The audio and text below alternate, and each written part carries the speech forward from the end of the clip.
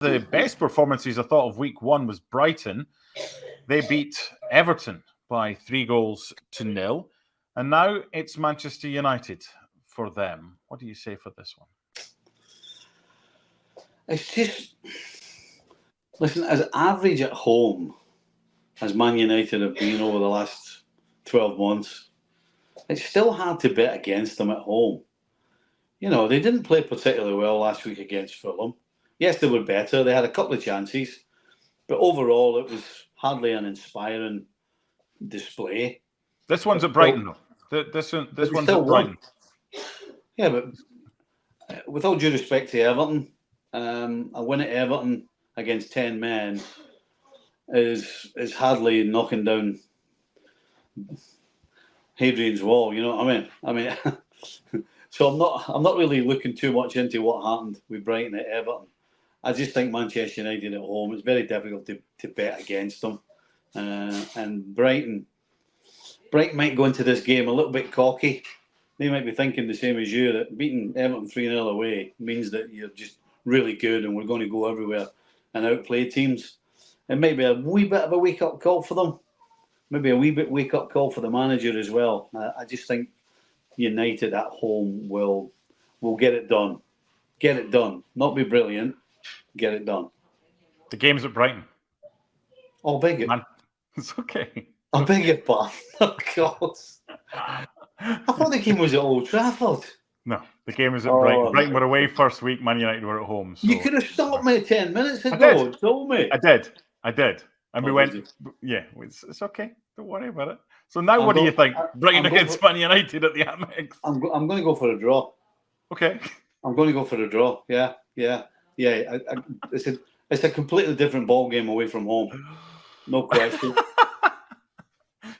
So everything you've just heard everything you've heard in the last 2 minutes, of course, yeah, Man United at home, difficult side to beat. We saw that. But Brighton at home, I mean, Man United have been there before, and they've been on the end of a hammering. So do you know what? I'm going to take Brighton for this one. I'm going to draw. I'm going to draw. I saw what Man United did. Like Højlund and Xerxes came on, but kind of playing without a striker up until Xerxes came on. They're going to have to solve that. Might play Xerxes from the start, but I like Brighton. I love Minta. He's a brilliant player. Newcastle had to let him go. He and Mitoma's back fit again on the left-hand side. They're just an under-the-radar side that go about their business pretty well. So Brighton win for me. Right. Spurs are at home against... Yes. By the way, you can use this in the reverse fixture. Okay? Yes. Remind the producer to do that. Spurs against Everton. Now, let me set the table for this one. Everton have hardly got any fit defenders. I mean, Branthwaite's out. They've got issues. They had the sending off last week. But Spurs don't have Solanke. He has been rolled out for this one. So Son or Richarlison likely to play through the middle. Spurs or Everton on week 2 for you? What do you think? Right. So question 1. Spurs are at home, right? It's at Spurs. Look, regardless of whether Spurs were at home or whether the game was at Goodison or whether it was in the park down the road outside of Goodison or anywhere else on the planet, I don't see where's Everton going to get a win from?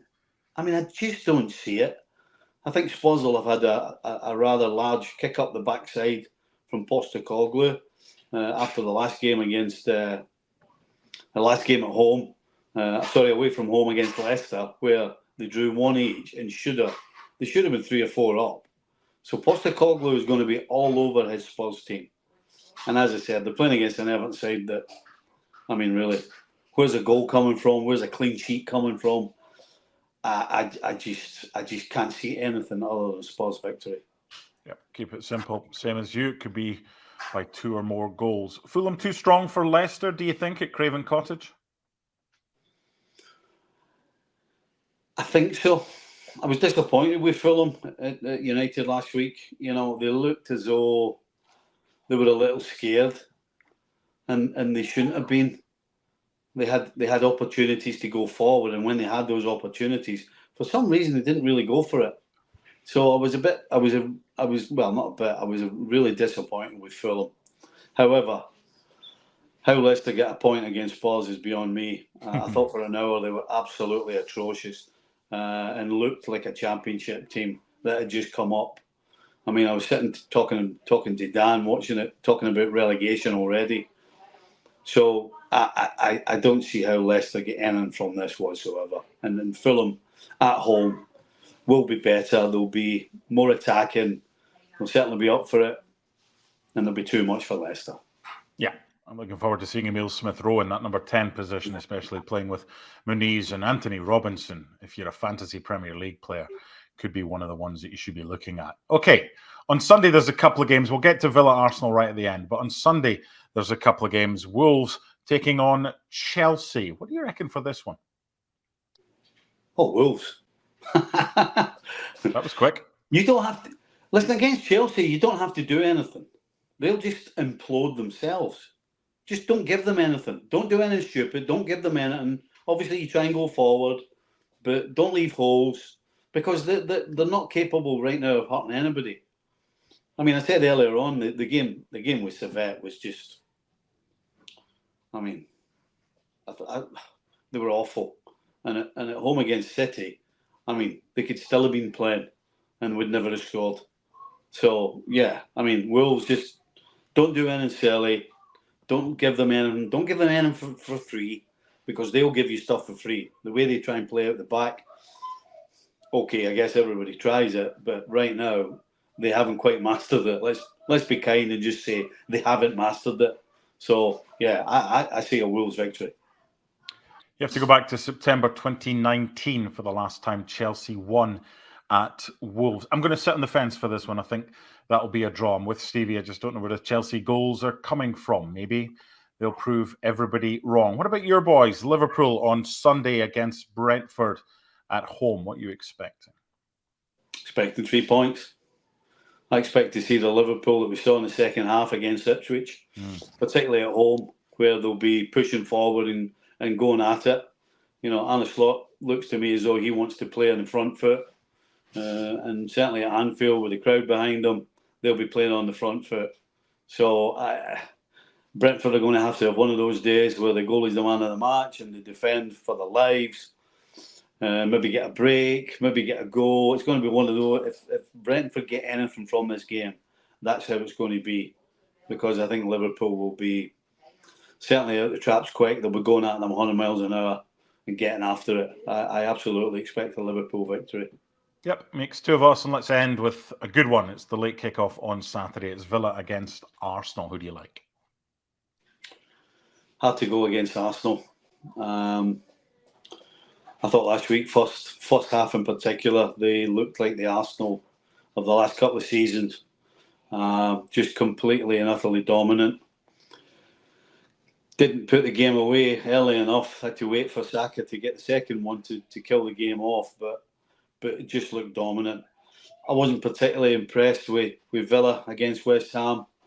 But they'll be stuffy. Yes, they're at home. The crowd behind them will mean they'll go forward. But again, I think that helps Arsenal. You know, anybody who's going to have a go at Arsenal better be prepared for what happens on the counter with certainly the pace that they have with Saka and Martinelli and the guile of Odegaard. So I think Arsenal are just going to have too much for Aston Villa. I'm going to agree with you. John McGinn scored the only goal of the game the last time the sides met. I think it was last December, Villa Park. But before that, Arsenal had put 4 past Villa. I just didn't like the way that Villa defended last week against West Ham, and Arsenal have certainly got the players to capitalise. Thank you to Stevie Nicol. If you're going to any of the games this weekend or watching them on ESPN, enjoy them. There's full coverage, of course, of the Bundesliga opening weekend and La Liga games on Friday. And then we'll have full reaction to the Premier League games on Saturday and Sunday right here. We'll see you again soon. Bye for now.